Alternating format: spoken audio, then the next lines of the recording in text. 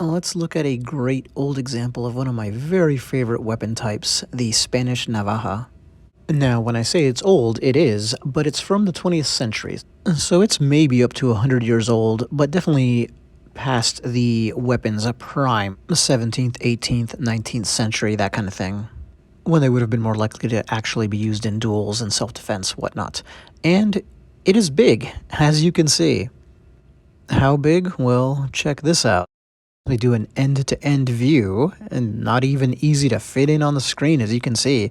This thing is 17.5 inches from tip to tip.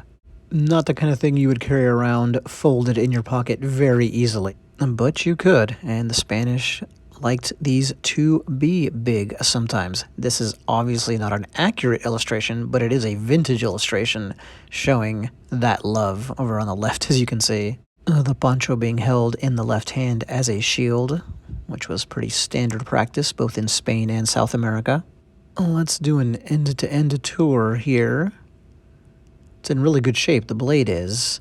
I love the age on the other side of the coin that we see in the handle, because that's a cool old-world hand-carved handle, and then you'll notice the horn tip at the butt end.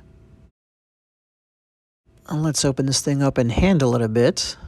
And yeah, it's like handling a short sword, except for the weight. It does not feel as heavy as something like that. One of similar length, of course, I mean. Yeah, just not anywhere even close to being that stout. But it did feel solid. Here's another old illustration.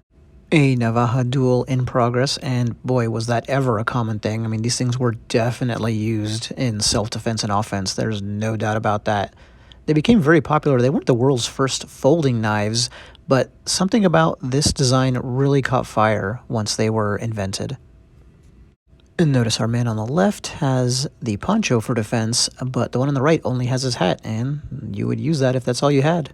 Real classic design in the one that's being held up high on the left. For instance, here's a modern one by Arizona Custom Knives, and you can see how similar it is to the one we were just talking about from that last illustration, not meaning the one I'm showing in the video. So yeah, these came in a wide variety. Look how long and sleek and straight this one is, and then look at how broad-bladed this antique is. This one has a much more pronounced clipped point, but so does this next antique, and notice it's very pronounced, but in a very different design.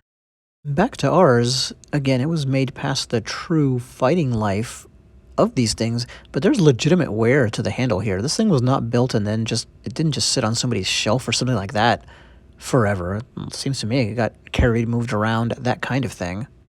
Speaking of that, look at the back of the handle and these buttons, pins, I'm not really sure what to call them actually, but you'll notice most of them are either gone or worn off or rubbed away.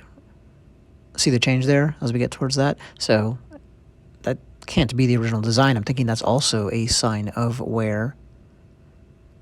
Yep, just this classic outline right here. One of my absolute favorite weapon designs. Something about it I just love. Little close-up of the base of the blade, and then the heart-shaped stopper, because of course these were locking knives. And I'm sure many of you know about the telltale and classic ticking sound that you get when unfolding an old example. Little detail from the handle here that I love, and that is it for this beast of a knife. It's actually been a while since I showed an antique weapon, I think, on the channel, and I've got many more in the can, so I gotta get back to that. Thanks.